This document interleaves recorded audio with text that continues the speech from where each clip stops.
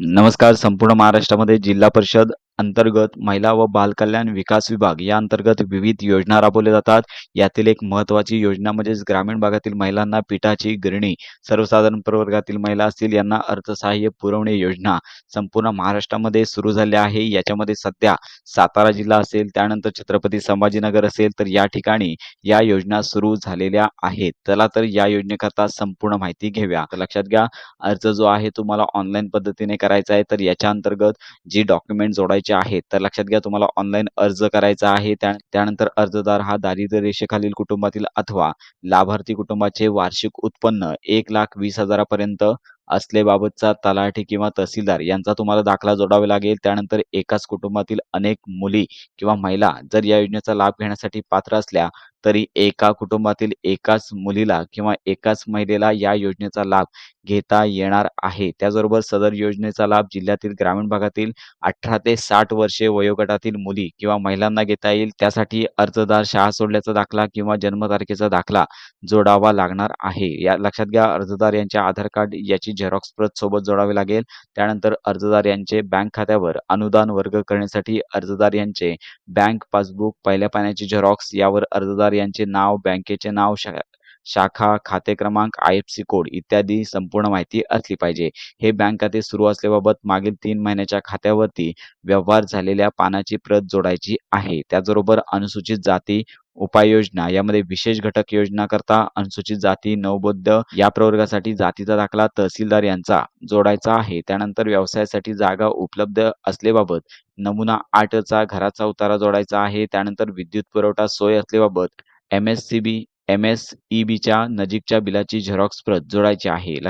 लक्षात घ्या, महिला व बाल विकास समितीने निवड केलेल्या लाभार्थींनाच हा लाभ मंजूर करण्यात येणार आहे. तर अशा प्रकारे ही महत्त्वाची कागदपत्रे तुमच्या सोबत असली पाहिजेत. तर सहचा अर्ज कसा करायचा? तर सातारा जिल्हा परिषद अंतर्गत हे अर्ज सुरू झाले आहेत. अर्ज करण्यासाठी लिंक देखील डिस्क्रिप्शन बॉक्समध्ये देण्यात आले आहे. लिंकवर क्लिक करून तुम्हाला या पेजवरती यायचं आहे. विविध योजना तुम्हाला येथे पाहायला मिळतील. येथे आल्यानंतर योजनेसाठी नवीन लाभार्थी नोंदणी या टॅबवर तुम्हाला तुमचं नाव, येथे आडनाव, त्यानंतर नाव वडिलांचं किंवा पतीचं नाव, त्यानंतर आईचं नाव टाइप करायचं आहे. संपर्क क्रमांकासाठी मोबाईल क्रमांक येथे टाइप करायचा आहे. ओ-टी-पी मोबाईलवरती पाठवला जाईल.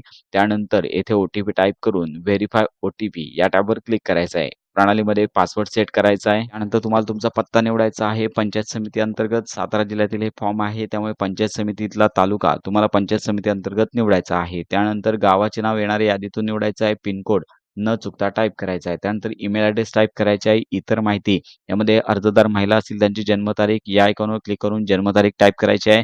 जात प्रवर्ग या टॅबवर क्लिक करून तुमचा जात प्रवर्ग निवडायचा आहे. जात तुमची कुठली आहे येणाऱ्या यादीमधून तुम्हाला निवडायचे आहे. त्यानंतर इतर प्रवर्ग जर असेल तर माहिती टाइप करू शकता. यामध्ये जेंडर यामध्ये स्त्री, पुरुष यापैकी एक माहिती निवडायची आहे. त्यानंतर तुमचा Aadhaar card number, ration card number न चुकता टाइप करायचा आहे. त्यानंतर अर्जदार दारिद्र्य रेषेखालील आहे का, नाही किंवा आहे यापैकी एक ऑप्शन निवडायचा आहे. असल्यास दारिद्र्य रेषेखालील जी यादी आहे त्यातील क्रमांक टाइप करायचा आहे. नसेल तर नाही या टॅबवर क्लिक करायचं आहे.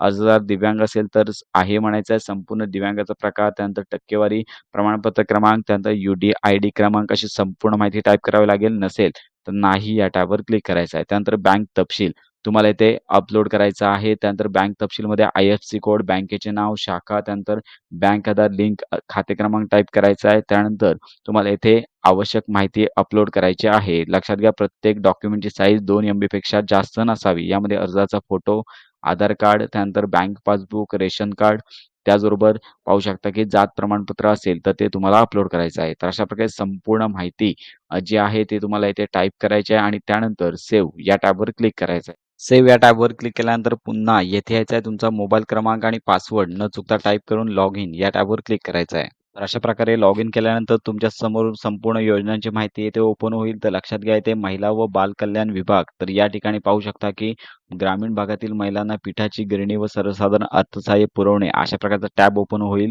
तुम्हाला संपूर्ण फॉर्म तुम्ही प्रोफाईल जी ओपन केली आहे संपूर्ण डिटेल तुम्हाला पाहायला डॉक्युमेंट तुम्हाला अपलोड करायचे आहे. शाळा सोडल्याचा दाखला किंवा जन्म दाखला, त्यानंतर दारिद्र्य रेषेखाली समाविष्ट नसल्याचा उत्पन्नाचा दाखला 1,20,000 पर्यंत अपलोड करावा लागेल. शासनापूर्वी यापूर्वी कोणत्याही जिल्हा परिषद, पंचायत समिती, ग्रामपंचायती अंतर्गत या योजनेचा लाभ मिळाला नसल्याबाबत प्रमाणपत्र लागेल. त्यानंतर विद्युत पुरवठा असल्याबाबत एम-एस-सी-बीचे बिलाची प्रत जोडावी लागेल. अर्जदाराच्या कुटुंबासाठी जागा असल्याबाबत 8 उतारा अपलोड करावा लागेल आणि त्यानंतर अंडरटेकिंग बॉक्सवरती क्लिक करून अर्ज पाठवा या टॅबवर क्लिक करायचं आहे. प्रिंट व्ह्यू या टॅबवरती तुम्ही अर्जाची प्रिव्ह्यू पाहू शकता. तर अशा प्रकारे तुम्हाला हा अर्ज करता येईल. तर ही महत्त्वाची माहिती इतरांपर्यंत नक्की शेअर करा. इतर जिल्हा परिषद योजनांसंदर्भात सर्व अपडेट्स मिळवण्याकरता आपल्या चॅनलच्या कनेक्टमध्ये राहा.